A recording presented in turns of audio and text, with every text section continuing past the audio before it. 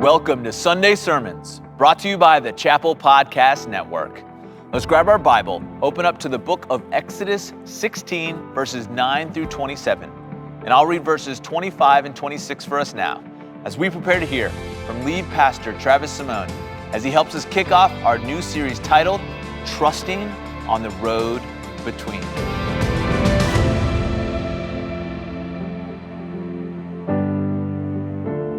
Moses said, "Eat it today, for today is a Sabbath to the Lord. Today you will not find it in the field. 6 days you shall gather it, but on the seventh day, which is a Sabbath, there will be none." Everyone needs an Exodus. This has been the core theme of our annual focus on the Exodus Way. We've learned that the Exodus is both a historical event and a pattern for how God rescues his people. There's a road out of slavery in Egypt, a road between in the wilderness, and a road into God's presence, into the promised land. In the fall, we learned the pattern. During Advent, we learned the key discipline for the road out was waiting, learning to wait well. In the new year, we find ourselves back on the road between, in the wilderness, where resources are limited, new enemies emerge, old ways of doing things no longer work, and flaws in our character are exposed. And I've asked the question, why wilderness? Why doesn't God just bring his people from Egypt into the promised land, out of slavery, into his presence? A biblical scholar, Doug Stewart, answers that question like this. It was necessary for Israel to learn faith while confused, while afraid, while desperate. Not just in theory, but under pressure of actual conditions where survival was uncertain and faith was tested to the limit. So what discipline does God give his people when their faith is tested to the limit in the wilderness? It's in verse 29 of the passage we read. "See, the Lord has given you the Sabbath. Therefore, on the sixth day, he gives you bread for 2 days. Remain each of you in his place. Let no one go out of his place on the seventh day." The Lord has given you the Sabbath. He says on the sixth day, he gives you bread for 2 days. You see, the Sabbath is a gift. The Sabbath is the gift that God gives his people to survive in the wilderness. As they come into this new wilderness territory, they are hungry. As I said, the wilderness is first a place of limited resources. They cry out to God, "We need something to eat." God rains down bread from heaven. The people gather it up. They eat. What else is there? Story's over. Let's go to the table. Well, there's a hitch in the way God gives the bread. That he doesn't give the bread on the seventh day. On the sixth day, he gives enough bread for 2 days. And he says, "I'm giving you something special here. I'm giving you a gift. I'm giving you the gift of the Sabbath." Let me ask you, how do you open your Christmas presents? All at once? Not at all? All at once or, not at all? You wouldn't do that, which I'll get to in a moment.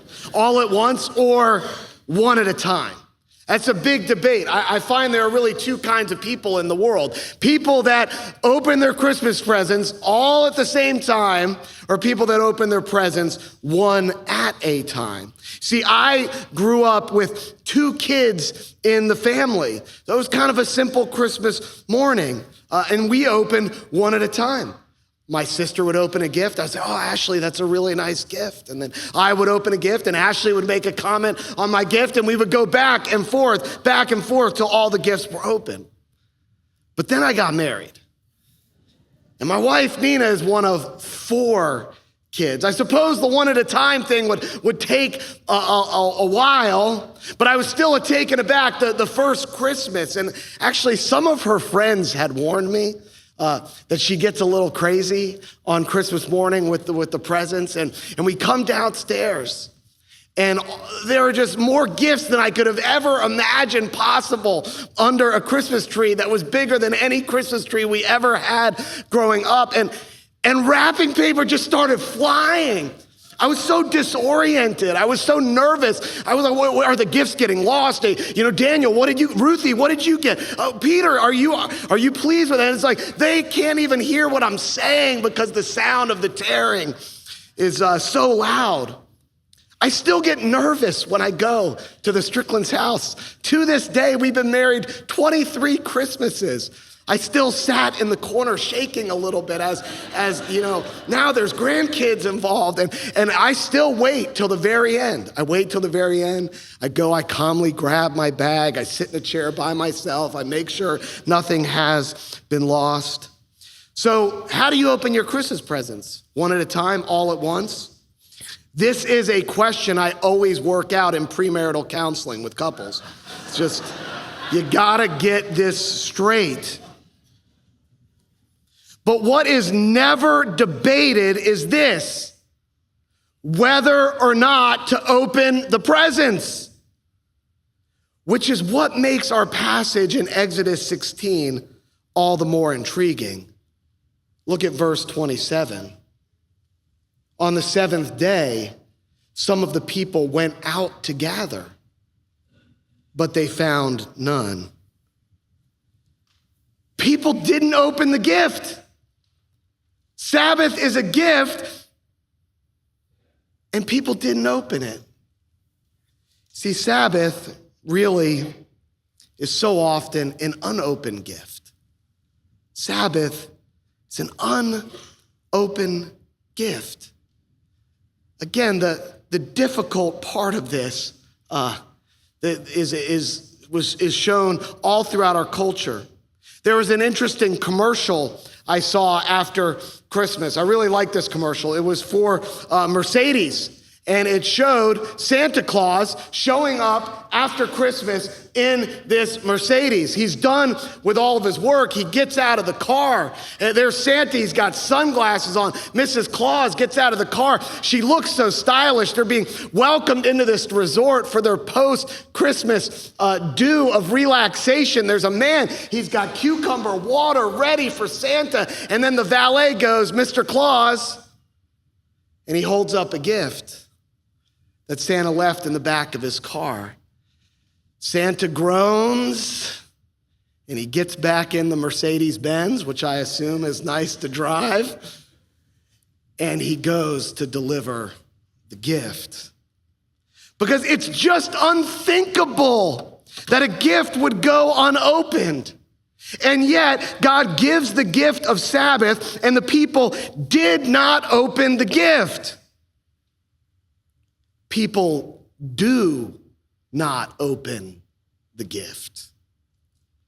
In a culture that is exhausted from overscheduling and overconsumption, to the point where mental health issues are at an all-time high and relational satisfaction is at an all-time low, best-selling books come with titles like The Body Keeps the Score.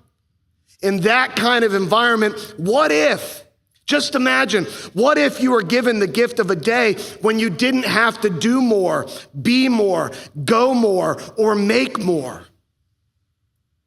What if you've already been given that gift and you just haven't opened it? God responds to the unopened gift like this in verse 28. And the Lord said to Moses, "How long? How long will you refuse to keep my commandments and my laws?" It's a good question for us too. How long will we leave this gift unopened? To help us all open the gift, let's ask 3 questions this morning. What is the gift? Why don't we open the gift? And how do we open the gift? First, what is the gift? Verses 22 through 23. On the 6th day, they gathered twice as much bread, 2 omers. And when all the leaders of the congregation came and told Moses, he said to them, "This is what the Lord has commanded. Tomorrow is a day of solemn rest, a holy Sabbath to the Lord. Bake what you will bake and boil what you will boil. And all that is left over lay aside to be kept till morning." So they laid it aside till the morning, as Moses commanded them. And it did not stink, and there were no worms in it. Moses said, "Eat it today, for today is a Sabbath to the Lord. Today you will not find it in the field." Verse 26, 6 days you shall gather it, but on the 7th day, which is a Sabbath, there will be none. God does not provide food on the 7th day. So the gift is not and cannot be the uninterrupted supply of food. We would all like that gift. In addition, God does not miraculously make their stomachs full. Why not on the 7th day, you wake up and you just go, "Oh, there it is." And all of a sudden your stomach is full. You don't need to eat for the day. God's already performing a miracle. Why doesn't he perform that miracle? Because the gift of uninterrupted food is not the gift. Rather, if you read the text closely, what you see is what God provided on the 6th day is enough for the 7th day as well. So here's the gift. The Sabbath is the gift of knowing what God has already provided is enough. And here's the corollary gift. It is the gift of knowing the work you have already done is enough. Look at verse 26 again, just the first part of it. 6 days you shall gather it. The Sabbath is not anti-work. In fact, they are to work. They are to go gather it 6 days. Rather, what the Sabbath is, it's a gift that reminds us that there's an end to our work. A rest that trusts the work God enabled you to do on days 1 through 6 is enough. It's also the gift of knowing God. Look at verse 26 again, the second half this time. But on the 7th day, which is a Sabbath, there will be none. On the Sabbath, it's not simply that the people are not to go out and gather the manna. God doesn't send the manna. God's not tempting people. It's out there. Just don't go get it. The people rest because God rests. One writer put it very simply and succinctly: the bakeries of heaven are closed. Unless you stop to rest 1 out of every 7 days, there is a part of God's nature you will never know. It's the gift of freedom from slavery.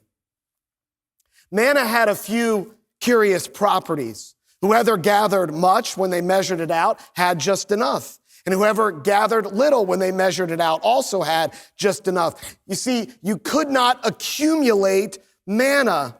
In addition, look at verse 19 with me. Verse 19, you learn, let no one leave any of it over till morning.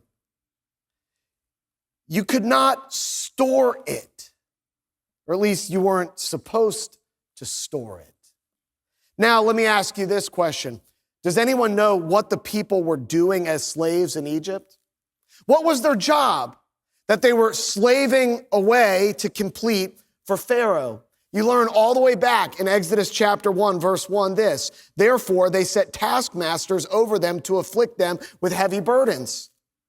They built for Pharaoh store cities. What were they doing? They were building food storage. The unstorability of manna was a gift. It signaled you are no longer slaves of Pharaoh. You live now according to the daily provision of the one true God.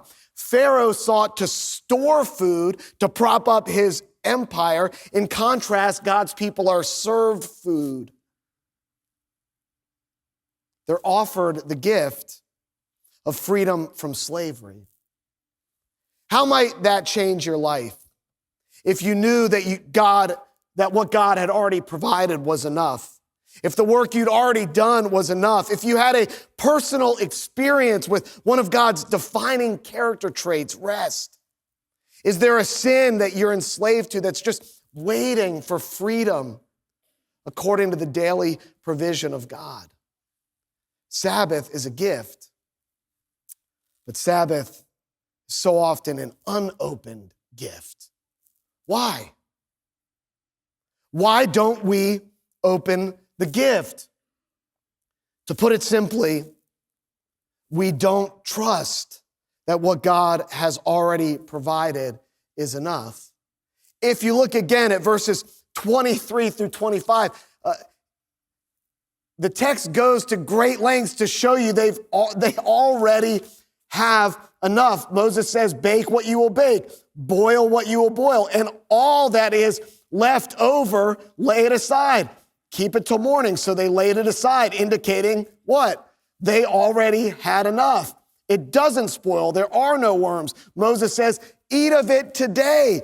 They already had enough. Yet we do the same thing. We get to the seventh day and we don't realize that we already have enough food, enough clothes, enough money to eat that day, and likely enough money to give others something to eat on that day. As we'll learn a little later in our series, Sabbath isn't just about physical rest. It's about a whole lot more. We've already worked enough to honor God with our labor. We've already played in enough tournaments to fulfill our potential as an athlete. Our obligation on the seventh day is to trust that what God has already provided is enough. And second, why we don't open the gift, we don't trust God's wisdom. I'm going to go back a little bit before our scripture reading, chapter 16, verse 4. Then the Lord said to Moses, behold, I am about to rain bread from heaven for you, and the people shall go out and gather a day's portion every day, that I may test them, whether they will walk in my law or not. On the sixth day, when they prepare what they bring in, it will be twice as much as they gather daily. Here in these verses, God explicitly states why he is only sending bread day by day and why he's not sending bread on the seventh day. He says very clearly, this is a test. And in the Bible, the theme of the test always has to do with trust. God says the test relates to whether you will walk in my law or not. And here we have one of the most important Hebrew words. It's on the top 10 list of Hebrew words we all need to know. It's the word Torah. Whether you will walk in my Torah or not. Torah doesn't just mean law the way we think of it as rules and regulations. Torah literally means instruction or teaching. It's about God's wisdom, God's ways. I'm testing them on the seventh day. Are they going to trust my wisdom or their own wisdom? But they could have responded very easily. Hey, God, we're in the wilderness, scarce resources, new enemies, way we've done things before doesn't work, deficiencies in our character being exposed day by day. We need this bread. See, day by day gathering of food was contrary to everything they knew and we know about agriculture. You don't harvest daily. No crop lasts in the field forever. You get it while you can. The old saying, get it while the getting's good. That was how they did agriculture. That's how we do agriculture. And God's wisdom is telling them to do something else. God's wisdom of Sabbath day rest goes against everything we know about getting ahead, making sure we land that college scholarship, making sure we keep our bosses, families, friends, kids, and the culture around us happy. Of course, we're in the wilderness. Who could blame us? And yet, even in the wilderness, God gives the command. Perhaps especially in the wilderness, especially when it's hard, God must give the command. One book I've been enjoying entitled Delivered into Covenant speaks about this idea of the command coming in the wilderness. It's a bit long, but it's an important concept, and he says it better than I could. Even in the most dire circumstances of wilderness, the paradigmatic place of scarcity, Sabbath is honored and not violated due to anxiety about scarcity. Thus, the most extremely imagined venue of scarcity is the place of reliable provision, a provision so reliable that Israel need not disrupt its practice of Sabbath. One might imagine that in such an extremity, an exception about Sabbath food gathering would be made. One might imagine that the pressure of scarcity would legitimate food gathering. But no necessary work is legitimate, even in such a circumstance. Sabbath is a gift, but our fear of scarce resources pushes us to distrust that what God has already provided is enough. It pushes us to distrust God's wisdom. And so Sabbath becomes the unopened gift. How could that change? How do we open the gift? Verse 28. And the Lord said to Moses, how long will you refuse to keep my commandments and my laws? We open the gift first as a commandment. I said this when we got to the end of our forgiveness series this past summer, and I'm going to say it again now. This is not optional.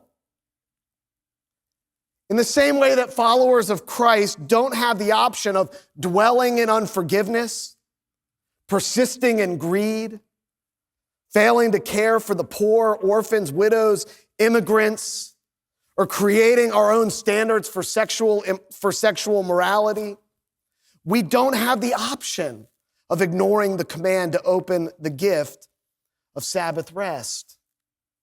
The command to stop and rest, to cease for Sabbath, as we'll talk about in the series.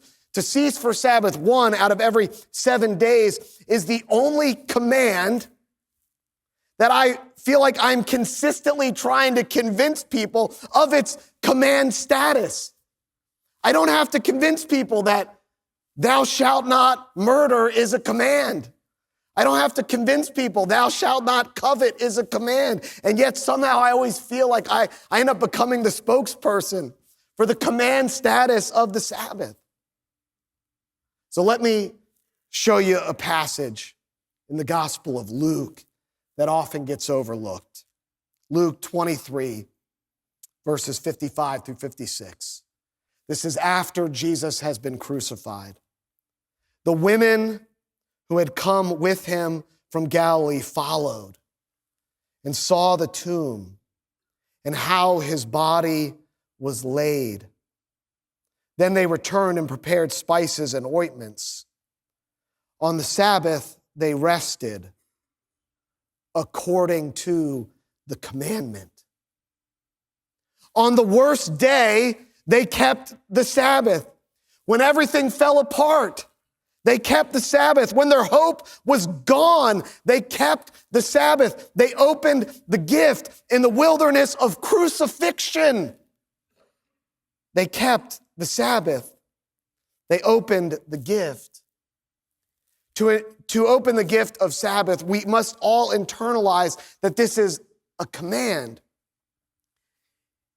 And though that can sound heavy, let me just say, remember, it's a command to open a gift.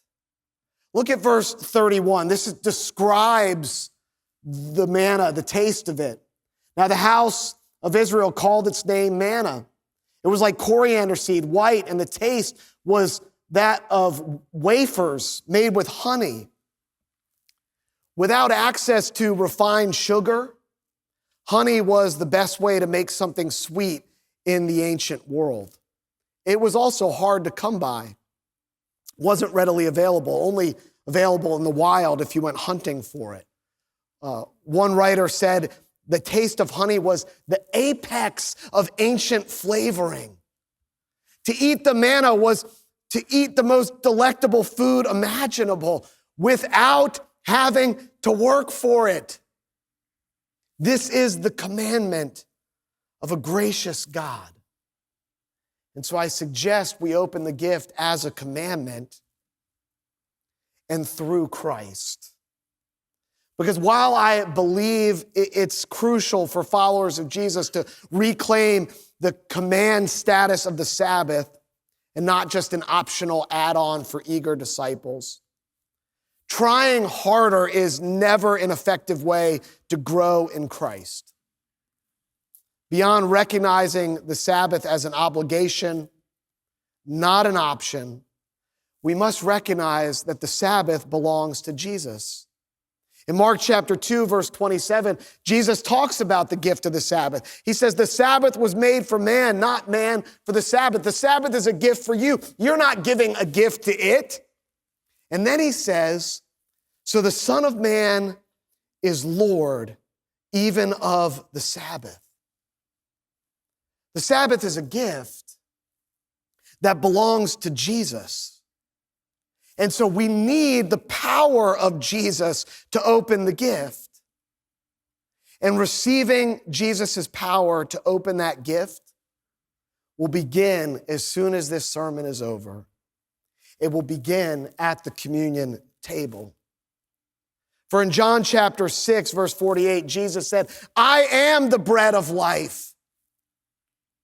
Your fathers ate manna in the wilderness and they died. As great as this gift was, this entire generation in the wilderness, they ate it and they died. As sweet as the wafers were, like that of honey, the most delectable food imaginable, the apex of ancient flavoring, they ate it and they died. But this, Jesus says, this is the bread that comes down from heaven so that one may eat of it and not die. I am the living bread that came down from heaven. If anyone eats of this bread, he will live forever. And the bread that I will give for the life of the world is my flesh. At this table, we symbolically bring Jesus into the deepest recesses of our bodies. And we ask for help, the help of the triune God, Father, Son, and Holy Spirit, to trust that what God has already provided is enough, to trust his wisdom over our wisdom, to trust he has the power to release us from slavery to all the pharaohs that vie for our allegiance. He has the power to help us keep his commandments, that we might know the restful character of God, that we might open the gift of Sabbath. Sabbath is a gift. Don't let that gift go unopened. Thanks for joining us today. Here at the chapel, we are all about making disciples of Jesus Christ. And we hope you'll join us as we walk the Exodus way and learn to trust God on the way out of Egypt, the way between in the wilderness, and the way into His presence.